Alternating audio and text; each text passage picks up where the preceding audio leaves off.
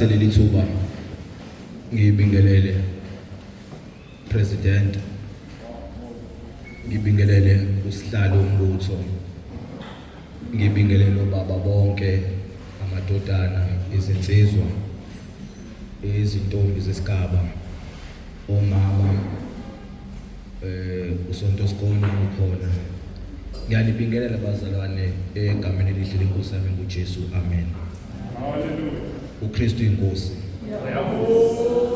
uKristu uyabusa. Ngithi ngizombona usihlalo ngisheshe ngixolise bazalwane. Kodwa ngoba ngimbona uPresident mhlawumbe bazalwane kafushane ngazi uma mdambo ngahlabelela kancane. Uthi ngapha nangapha sikwela ulwandle uthanda inkosi liyasihaqqa.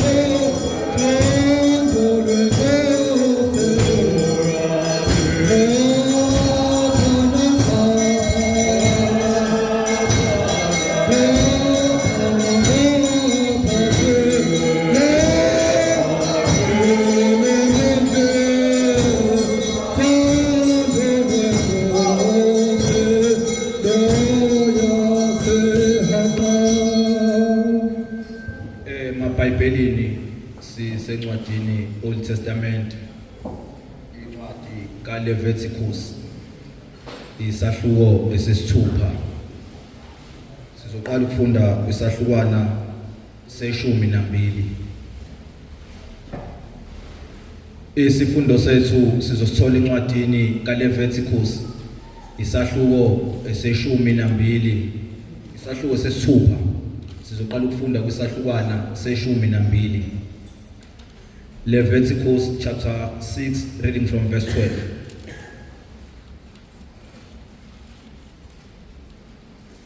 Mabili nje amavesi bazalwane sizama ukuthandaza sigoduke.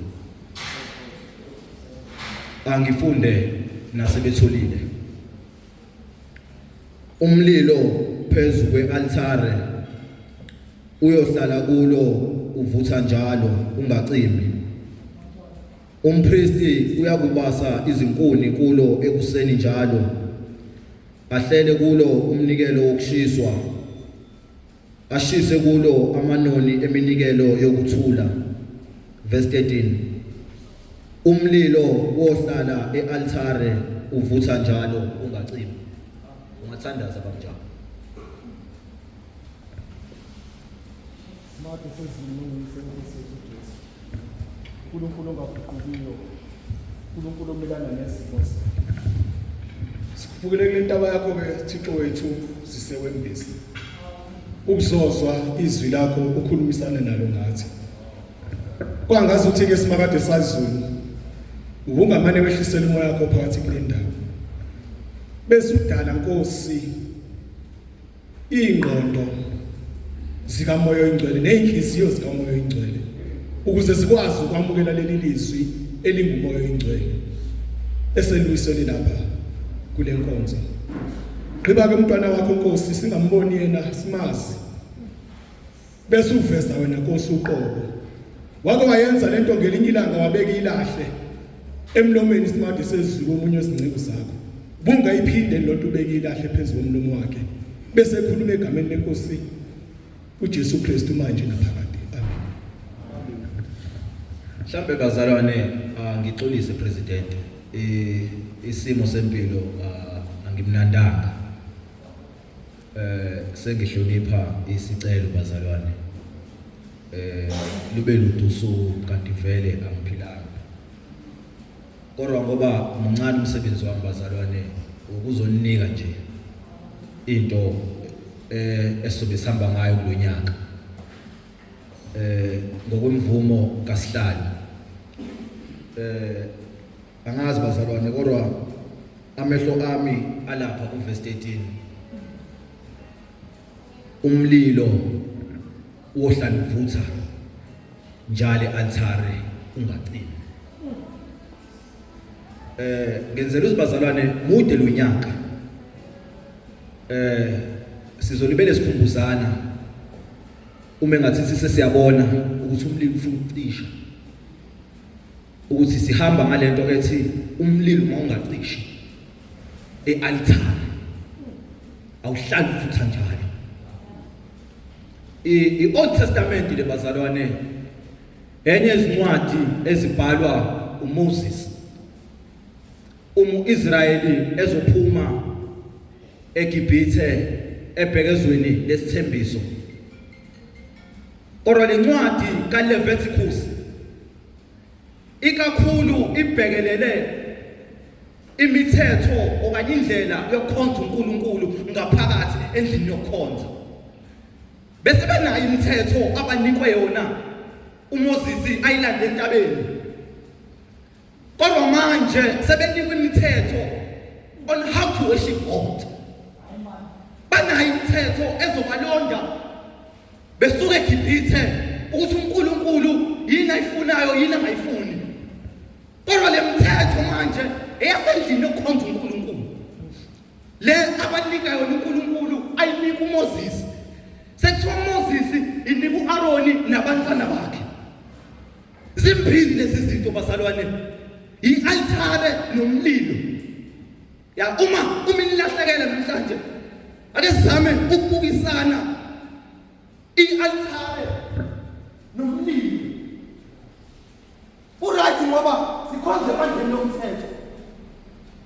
Siyazi thina ukuthi i-altare indawo ehlukanisiwe ekuyo kwenzomhlatshelo kuyo.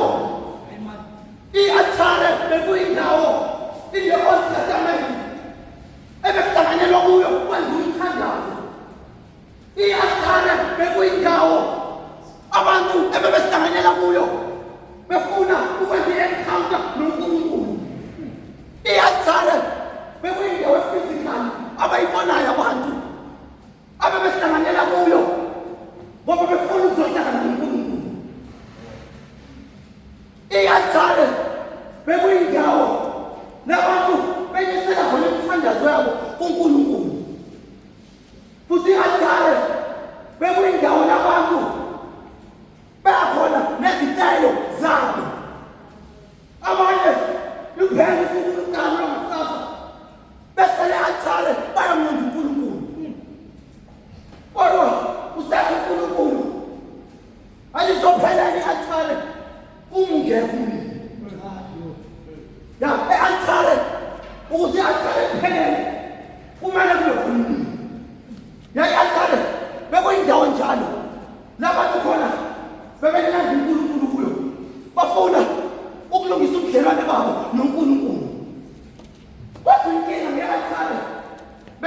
into estationary, into emendawana yodwa noma bemuva kodwa nihlala kuleyo ndawo. Hayi man, nawe ke uIsrael usazohamba somali ngiyaki yathale sizobahlangana noNkulunkulu kunaleyo ngozi. Kodwa leli iBhayibheli bahamba bawamisa ama-althari la befika khona bawenza ama-althari benzela ukuhlangana noNkulunkulu. Kodwa lithi likaNkulunkulu ebusuku umlilo uhlala ufutha njalo. Thina siyazi bazalwane ukuthi umlilo usimbolaza the presence of God. Ikathi siyaqala bazalwane i-althari bekuyindawo to encounter God, bekuyindawo yokunyukela kuyo sinyuke nemthandazo wethu. Kodwa i-althari umpristi bekuyena nakelela i-althari. I-althari belibasezandleni zompristi. Kodwa umlilo ohlala kwi-althari uburepresenta ukukhona kukaNkulunkulu. Lizomvumela uMoses ezoqala ahlangane noNkulunkulu. Leli iBhayibheli uke wabona isihlahla sivuthwa kodwa singatishi. Leli iBhayibheli waphombukela kufo esibona sivutha singatishi. Wathi akusondela kwavela izwi e-althari nomlilo ungatishi. Hayibo, lathi Moses kumule izibhatata zakho ngoba yomhlabathi umekuwo ungwele. Leli iBhayibheli wathi esazosondela waqala ukhuluma izibhatata, waqala ukhuluma izibhatata. Kodwa sikwi-New Testament basalane i-althari sikushala umsandeni sihambe sibuye sifike la futhi ukushiya kwethu sesishiya uNkulunkulu.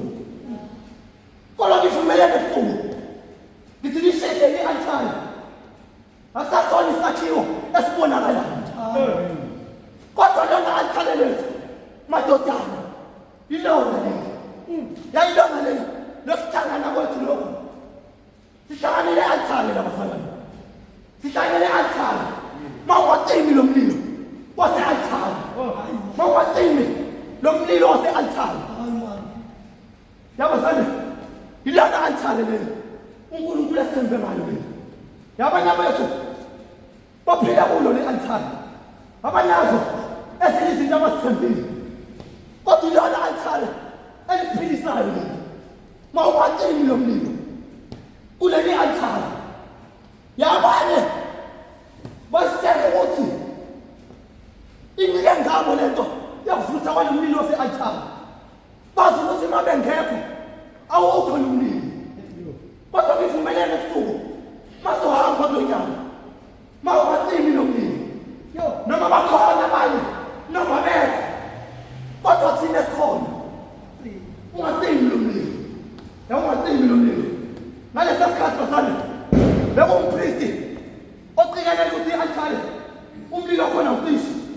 Leli iBhayibheli njalo ekuseni ubefika afake izinkuni avuselele umlilo. Kodwa ngeke sibathiwe sithoka namhlanje nokunakekela le-althari. Kodwa ithina simele ukunakekela leli althari basane at all cost sizama ukulivikela leli althari ukuze ungacishi lo mlilo, ukuze ungacishi lo mlilo. Uyafuna ukucisha, usathane uphuma inqina bazalwane ufuna ukucisha lo mlilo. Kodwa abanye bethu bathembele lona leli althari. Uzwa noma abantu bengasaboni kahle bathi lento amadodana ibisilapha thina ibisiphilisa. Uma ngacisha lo mlilo bazalwane abanye bethu kuzophela ngendlela engikhona kwabo. Abanye bethu ilona althari esinalo leli esilithembile. Asikwazi ukucisha lo mlilo, asikwazi bazalwane ukucisha lo mlilo. Basuka kude amakhehla amadala abemele uphemba lo mlilo. Asikwazi bazalwane ukuyekelela esandleni sethu ucisha. Uma suqala lo nyaka, mawungacimi lo mlilo Mawungatimbi lo mlilo. Mawungatimbi. Uma siqiyalele lento lokuthi ukhona yena. Bazana nazini. Uthi uNkulunkulu impela le nkampilo irepresent ukhona bakhe. Uke upholi leli Bhayibheli ehleli nabantu wahlala inyoka ephakathi komlilo. Leli Bhayibheli wathatha isandla wasikimela emlilweni. Yasuka inyoka yanqashela emlilweni. Enjani althare elinoNkulunkulu. Ezinye izinto zisika. Ezinye zisike emakhaya. Ezinye zisike njengomsebenzela uzo. Kodwa sivele sisikimele kuleli althare. Kodwa umlilo ukhona. Mawungatimbi madodana. Mawungatimbi lo mlilo. Umqala unyaka. Sesingaba nabazame. Nabasazonimvuza. Ususakhona lo mlilo. Yebo ufike uhlangene. Yebo ifike into yoNkulunkulu ikhona. Bayifike khona. Bese singafika kuleli althare singaphumi isifana. Ngoba sikwazi bazane ukuhlanganela i-althare noNkulunkulu siphume isifana. Yayizinto kunezinto efuna sibe singene nazo. Kodwa manje safika la. Ngenxa ye-althare nomlilo vuthana. Zifike zihlale khona. Mawungatimbi lo mlilo madodana. Mawungatimbi lo mlilo. E-althare. Awuhlala uvutha njalo. Kakade into umlilo umdedengu bethu bazalwane. E-althare i-althare ngomoya. Akwazi ukunyathela noma i-althare. Kodwa ukuze usondele e-althare kumele ube ngcwele. Ya, uma sizofuna ukusondela e-althare uzomela nonyaka sishiye ukwenza kwethu. Uma sizofuna ungatimbi umlilo e-althare uzomela sishiye ukwenza kwethu. Kuze sikwazi kuthi masifike e-althare yawuyabonakala umuntu obuya kwi-althare nomlilo ongatimbi. Yawukhona umehluko womuntu ongena kwi-althare engatimbi. Yawuyabonakala umuntu ophuma engena kwi-althare engatimbi. Ya, uyalazi wona i-althare nomlilo ongatimbi. Leli Bhayibheli enyuka ubusuku nemini elanga loNkulunkulu. Kwathi ukuthi leli althare linomlilo ongatimbi. Izo nompristi imdida lento ethi udawe iwayini. Kanti kukhona umlilo la ongatimbi leli althare. Banjani abantu abahambe i-althare engatimbi. Umlilo khona uvuthana. Izinto zakhona ziyabadida abanye abantu. Abana ngisiqonda uma sesibuya.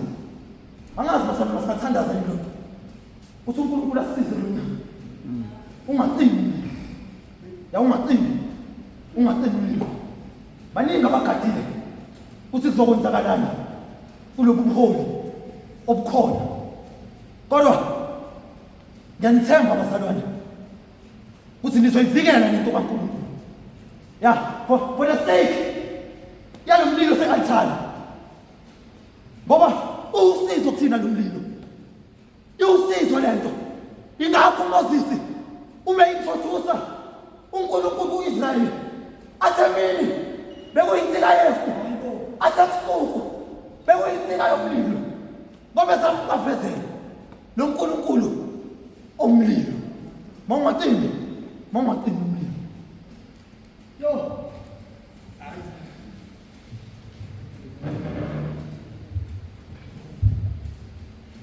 Ngaba nokubingelela amadodana isigaba esiphakathi kwekhaya nokuhlukana kwabo bonke ngezigaba zabo ngesiqubulo lesithi uKristu inkosi. Uyabusa uKristu. Ala madodana lingivumele uma ngithi o baba yethu lendlela o baba yethu lendlela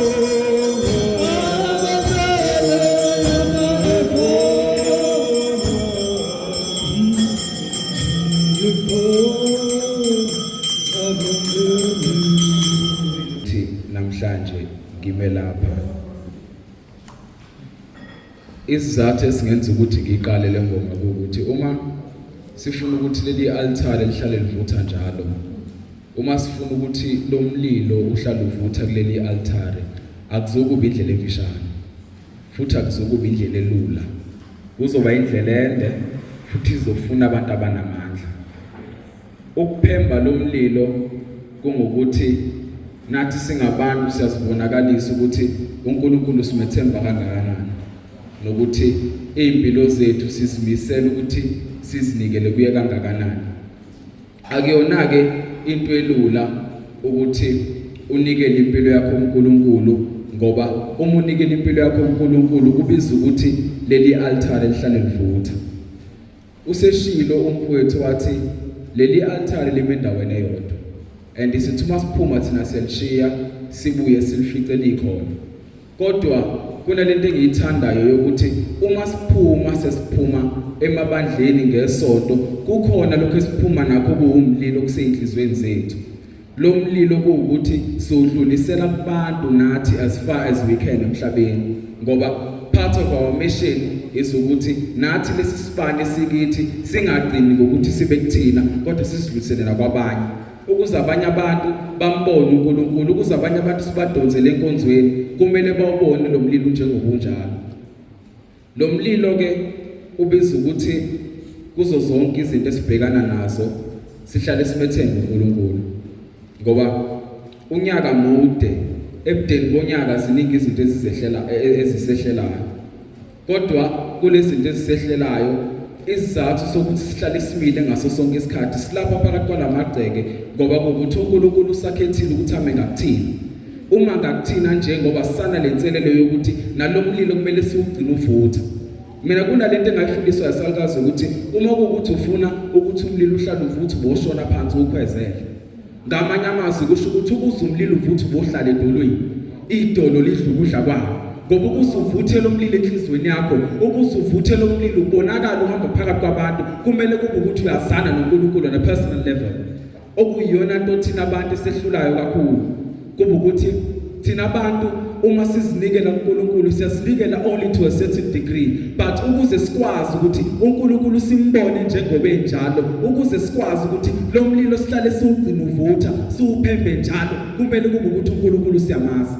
Ukwazana noNkulunkulu akuyona into elula, ngoba ubeza ukuthi umuntu azidele, ngoba nabo ababamlandela uJesu bafunda ukuzidela, kodwa ukuzideleni kwabo abazidelelanga ize, bazidelela ngoba bazi ukuthi kunalabo aphokophelele khona ekugcineni.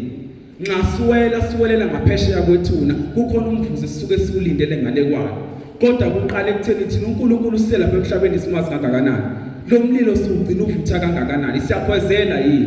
Ngoba indaba yokuqala ekumele kube ukuthi uNkulunkulu iyaveza ukuthi siyamazi, kube ukuthi lo mlilo siyawukhwezela yini. Ngoba kuyaba ukuthi uma singene ebandleni siyakwenza lokho esikwenzayo, uma sesisho ingoma siyivuma impela, kodwa umlilo singawukhwezeli. Kube ukuthi nxa sesizodwa sesihleli ngasodwana, kube ukuthi lo mlilo uhamba uba yilangabi elifatabalayo. Uma ngalunga lapha kithi umhlaba singawudonsela uNkulunkulu. Uma ngalunga lapha kithi leli langabi elimele ukuba malivuthe enhlizweni zethu liyovutha nakwabanye, bayophenduka abantu, kodwa uqala kokuphenduka kwabo ngeke baziphendukele bona, bazophenduka ngoba bebone inkazimulo kaNkulunkulu, uNkulunkulu ayibonakalisa ngathi. Thina ke njengabantu ke siyayisilenza iphutha lokuthi sicabanga ukuthi uma sibhekana nezingqinamba esibhekana nazo empilweni zethu zokukholwa uNkulunkulu uyashiya. But engifuna ukuqinisekisa kakhulu ukuthi uma ngathiwa sibona ngathi uNkulunkulu uyashiya, uNkulunkulu akazange azamshiya uJobe. Wagudluka yes ekutheni kuzo zonke lezi zinto abenazo, wavuma ukuthi ahluthe zona. But nakube sehluthiwe, isibonelo sikaJobe sisilandela, ngoba uJobe nakube engasenalutho esehlala emgaqweni, wawugcina lo mlilo uphemba, wawugcina lo mlilo ukhwezela, kuze kube ukuthi noma siukhwezela lo mlilo ukhona umvuzo uNkulunkulu asuke sesibekele wona. Uma ngathiwa thina siyamvumela uNkulunkulu ukuthi asebenze kithi ngendlela amele ukuthi asebenze ngayo, ziningi izinto esingaguqula ngaphandle kulomhlaba esihlezi kuwona. Ngoba abanye abantu baphume enkonzweni abakhisho ukuthi mhlawumbe kukhona into ebaxabanise nenkonzo. Cha, ukuthi thina njengabantu umlilo asisabonakala isiuphemba, asisabonakala isiukhwezela. Asihlale sigcina siukhwezela lo mlilo siuphemba lo mlilo. Ukuze abantu noma bengathi bayasondela bayizwe, bawuzwe lo mlilo bayizwe, bakuzwe lokho kuvutha lapha bese bayabuya bezosondelana noNkulunkulu. Ngoba ukuze sikwazi ukuthi abantu sibabonakalise uNkulunkulu kumele thina sazane noNkulunkulu. Lalawo mazwi ngithi makwehle mina phakathi Nkosi. Amen. Mhlawumbe bazalwane ngicele sizama ukubambisana kulemizuzu encane esinayo. Ngizocela nje amadodana bemabili oyedwa wesifazane sizame bazalwane ukubona ukuthi uNkulunkulu sisa ngakephi. Amen. Kristu Nkosi. Ngiyanibulisa bazalwane ebusuku. Ukukhula ukuhlukana kwezigaba zenu. Kakhulukazi uPresident wamadodana. Ngesiqubulo esithi uKristu Nkosi. Cha, uvala isikhala nje. Ngoba usuke kwabakhona igebhe bakhona. Ngase ngiyaphoseka nje nami. Wena wabona udriver wetekisi uma nangeni ngaphambi kwenye enga-indicator ngisho indicator. Izwi ke leli incwadi kaMoses kuLeviticus. Elifuna noma elisicacisela ngobukhona bukaNkulunkulu. Yini indaba lombhali oMoses adamana sebenzise leli igama lomlilo ukuveza ubukhona bukaNkulunkulu. Izinhliziyo yami iBhayibheli iyayenza lento yokuthi manje lisebenzise lamagama esinto ethiwa ifenqe. La khona mekuthiwa khulunywa kenye into ifaniswe nenye into. Kodwa ngale nkathi iBhayibheli lifanisa uNkulunkulu nomlilo. Awukho umlilo bazalwane ongakwazi umane uyivuthele ngesikhuni esisodwa. Lento ibiza ukuthi uma basumlilo ufaka inkuni zibe ningi ukuze umlilo ungalothi. Inkinga umzalwane okhuleke esekhaya angahlanganyeli nabanye abazalwane uyisikhuni esivutha sodwa esilolothisa umlilo. Hayi man. Kungenzeka ngelinye ilanga abaprofeti bakaBhali uElisha noma uElisha owayehamba noEliya esesele yedwa kodwa esanawo amandla. Kusesikhathini lapho kwakubulawa khona abaprofeti ababekhuluma iqiniso ngoba kufuna kukhambiswe abaprofeti bamanga, abaprofeti abakhonza uBhali. Ithi lento waba-challenge ngelinye ilanga wathi kulungile lo nkulunkulu enimkhonzayo akasibone amandla akhe namhlanje. Uthi basana umlilo bese nithatha inkunzi nibeke phezu komlilo. Lalela-ke buka isecret akade abakhi i-altar uthi ababasa umlilo akabavezela imfihlo ezobakhonekthisa noNkulunkulu lo wakhe. Yini into eyenza lento ukuthi fanele lo nkulunkulu ka-Elisha abonakala amandla akhe. Thiwa zabasa lezi insizwa noma laba profeti bamanga. Lethi iBhayibheli noma sebebasile bembiza lo wabo uNkulunkulu akazange asafike. Bathatha nezinto ngiyacabanga mhlawumbe babethatha amatshe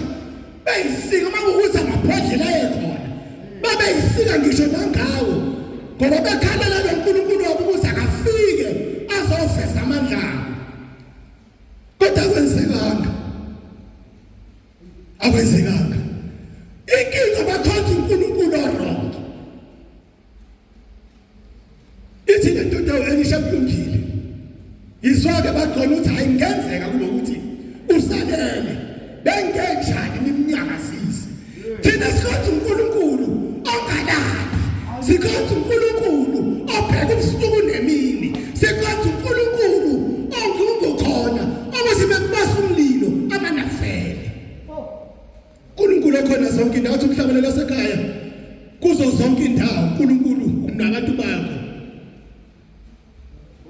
iyasuka le ndoda ithi kulungile ke sebekwazi bahluleka wathi yena kulungile wakhe i-altar waliqala phansi manje umuntu ethatha inkunzi yenkomo eyedwa kubantu abangaphezulu kwe-1000 azoyibeka emlilweni amandla kaNkulunkulu uNkulunkulu wenza izinto impossible zibe possible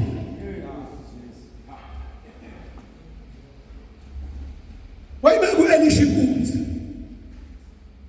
ayibeka phezulu komlilo phezulu kwe-altari likaNkulunkulu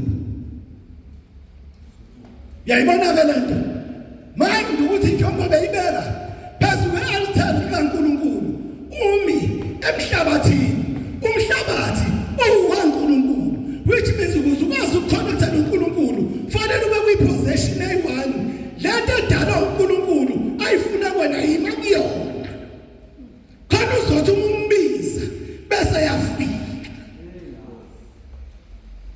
wambiza u-Elisha biza uNkulunkulu wehla uNkulunkulu ongumlilo oqothulayo wafika wayithatha lenkunzi yenkomo wahamba nayo thiwa kwasala ungazuthi azange kuze kube khona lutho ngizama ukuveza amandla epresence awumlilo kaBaba uNkulunkulu amen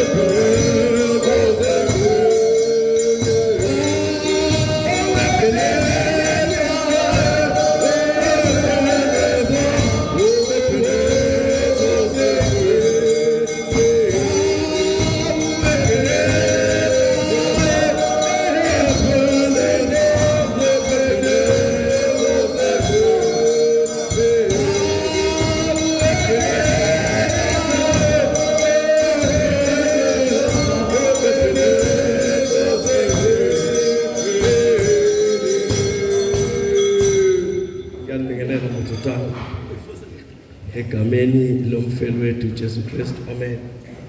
uKristu inkosi, Kristu yabusa. Uthi umfoka malengi umlilo ohlala ealtar uvutha njalo ungacimi.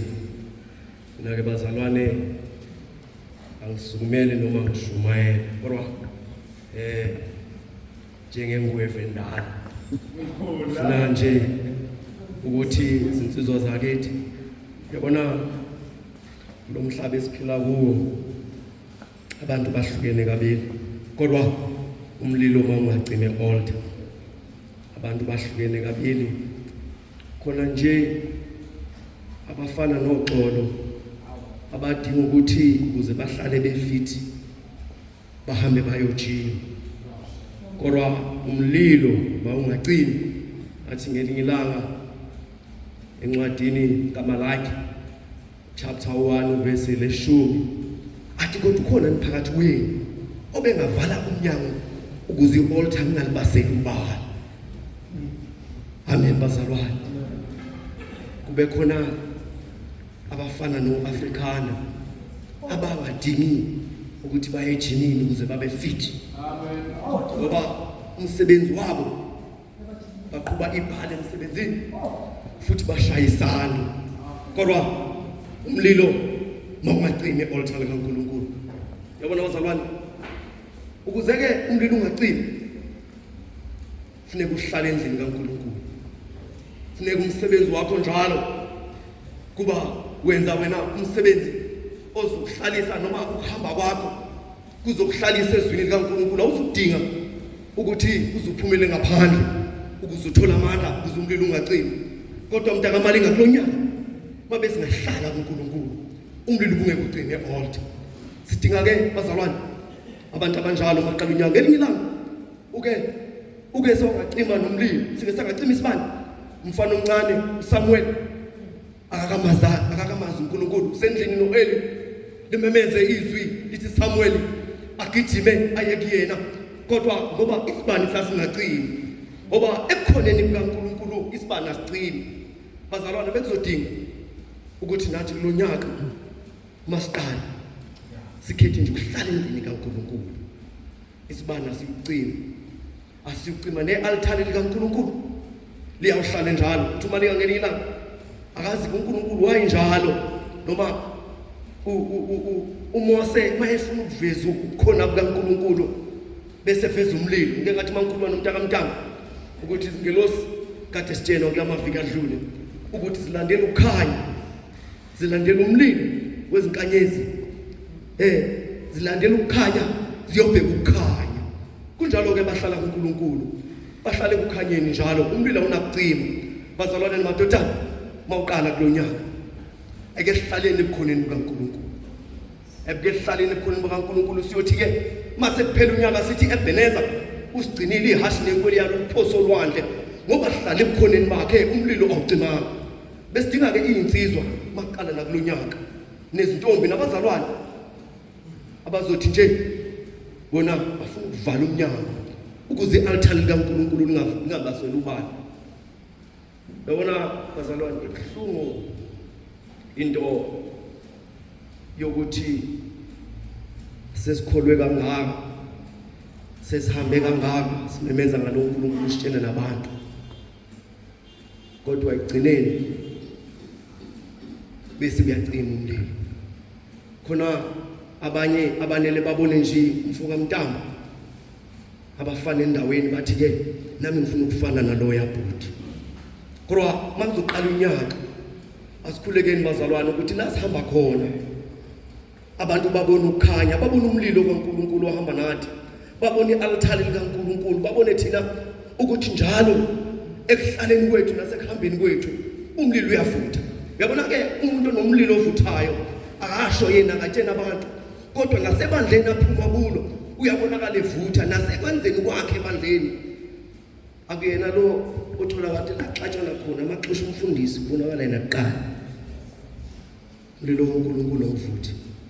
Yabona bazalwane, uNkulunkulu angasipha zonke izinto, futhi ke mhlambe ke akuphe amathalente amaningi, akuphe nama strength amaningi, Kodwa namhlanje makuzoqala lo nyaka ukuze lingagcini i-altar kaNkulunkulu bekumele ukudile nama weaknesses akho. Ngoba sibabonile abantu bakaNkulunkulu abafuthayo ngenxa yokuba wabheka ama weaknesses abo. Bewa ekukhulweni. Ivangeli esilikhonza ke ngasho kwabanye seliyihlaya la ngaphandle sibona abantu bebhala ngalo bathi ufuna indaba hamba ufunda iBhayibheli kunomama abazala sebebadala ohana kodwa ngoba baliqondisi likaNkulunkulu ba izwi likaNkulunkulu lithi ababhubhayo izwi lesiphambano lobuhula kodwa kuthina esiphilayo lingamandla ethu. Kodwa malingagcini i-altar kaNkulunkulu ayingafeli ezandleni zethu mathutana, ayingafeli ezandleni zethu. Kodwa ke kudinga umuntu ozokhetha. Uyabona lento yokukholwa ke ibhlungu into eyodwa ngoba ayidingi ukuthi uzubheka umakhelwane wakho noma unkosikazi wakho usendlini, idinga wena, ibiza wena. uJobe wakhetha nje enhlizweni yakhe ukuthi mina ngiyomkhonza uNkulunkulu, wazehlukanisela. Baningi abazehlukaniselayo ukuthi nje bona bakhonza uNkulunkulu, umlilo kodwa ngeke ucime kwi-altar uma amadodana bese yakuhlala kuNkulunkulu. Nakulonyaka sifane nendoda okumsebenzi wayo nje yona iphusha ibhala ishaya isandla emsebenzini ihlala ijime njalo. Kunjalo uma uzohlala kuNkulunkulu uzohlala ufunda iBhayibheli, uhlala ukhuleka, uyohlala ufana nendoda ejimile. Uthi ke lina uNkulunkulu bazalwane sengihlala phansi maye kade siza umuntu onamadimoni emkhipha amadimoni, bathi abafundi bakhe besingeke nisikwenze thina lokho. Uthi ngaphandle komkhuleko and fasting ngeke nibe namandla okwenza lento. Bazalwane ngeke sibe namandla okwenza izinto zenzeke. Bible uthi mfowethu ngelanga mexoxo uyabona abantu mase beyithethelela bathi hayi sofika nje sokubeka izandla uNkulunkulu uzowenza umsebenzi. Bazalwane umlilo uvutha siphiwa amandla.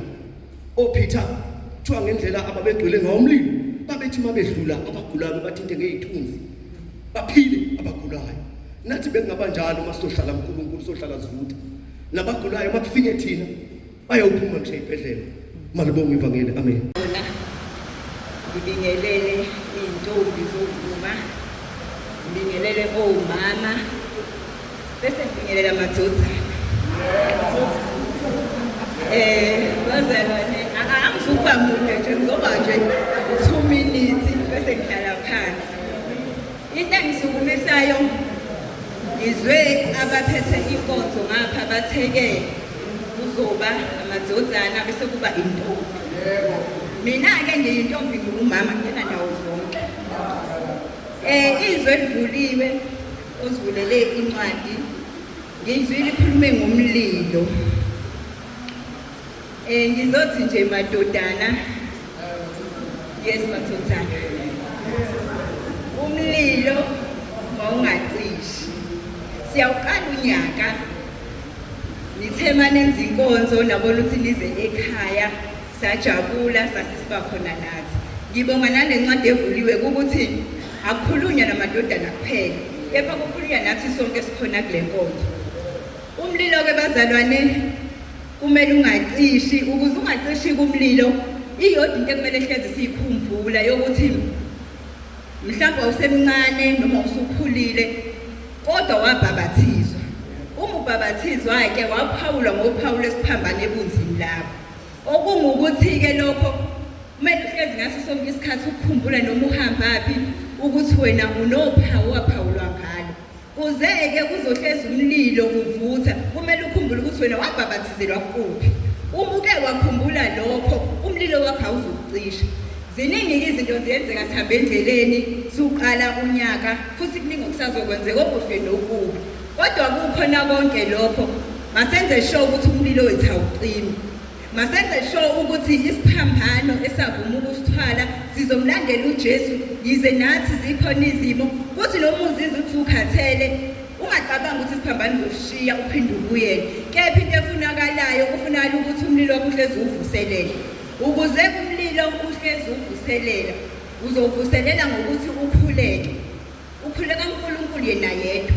Akekho omunye ongathi mawukhuleka kuye bese enza izinto. Kepha uNkulunkulu kuphela. Lo uNkulunkulu lo omsuse emakhaya ahlukene wazoniletha la ekhaya kagogo ukuba ngizokwenza le nkonzo. Izwi ke engizothi manihamba nalo emakhaya baningi abebefisa ukuba khona kepha ngezimo ezizabekho. Nina ke nikwazile ukuthi nalizwi hambani nalo-ke lelizwi nifike niyobatshela emakhaya ukuthi kuthiwe umlilo mawungacishi. Akungathi izwi mawusulizwile bese uthathe kube lapho kuphela, kepha fike ulifafaze nakwabanye emakhaya, ngisho nasekhaya ophuma kulo imbali. Uma-ke ungumntwana kaNkulunkulu-ke ulingwa ngendlela eziningi, kodwa engikuthandayo ukuthi kulokho kulingwa lokho uNkulunkulu usuke ekhona. Kukho konke lokho sukubhekene nakho, yenza sure ukuthi umlilo kaNkulunkulu awucishi. Umntwana kaNkulunkulu ukuze ubone umlilo awucishile, umbona indlela akahamba ngayo, umbona indlela akakhuluma ngayo, umbona ukwenza kwakhe ukuthi lo umlilo awucishanga. Uzokukhumbula ukuthi kukhona nabantu esiyaye sithi singena nabo endlini yokukhonza, kuphela iminyaka engasangena enkonzweni. Uzusho ukuthi lo engiyamkhumbula ukuthi kwakuyindodana yokuvuma, kepha ngenxa yokuthi umlilo wakhe usucishile wavuma ukuthi walotha akangawuvuselela usedikibele.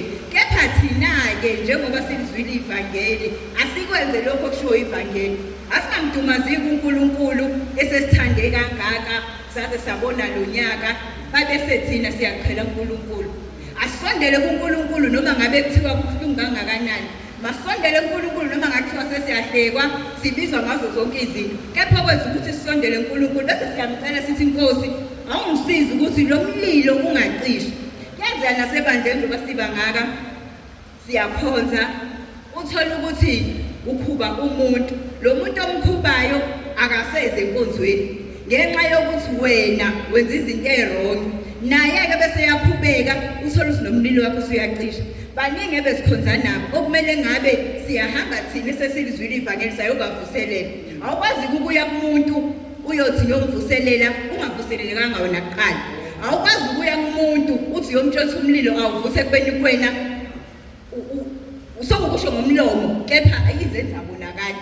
Asingadumaziki uNkulunkulu futhi singadumazi ivangeli, ngoba ivangeli lihlezi likhona, zazalwa likhona, sakhula futhi siyofa silishiya ivangeli. Okwethu nje ukuthi sihambe endleleni kaNkulunkulu, okwethu ukuthi mase sizibona ukuthi sesikhathele singavumi ukuthi sihlale deqe, kepha sime uNkulunkulu ukuthi asitotobise. Umlilo awuvuthe njalo suqala lo nyaka uze uyofika emaphethelweni ayo, uzovutha uma ivangeli sizolilalela.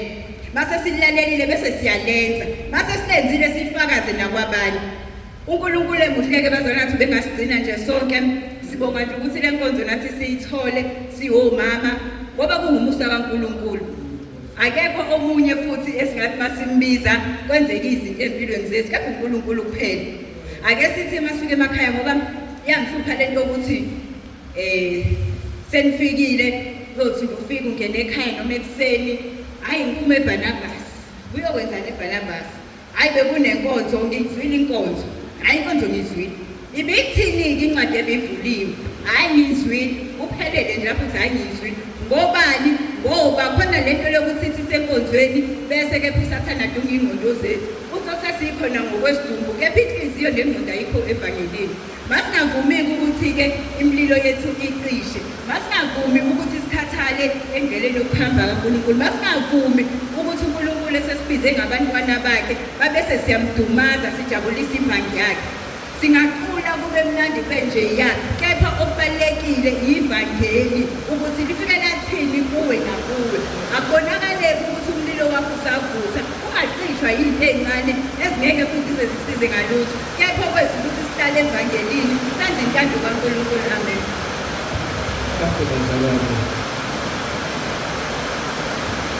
Ngibonge ithuba bazalwane, ngibonge ukuhloniphana, sibonge uNkulunkulu ukusinika ithuba elifana naleli.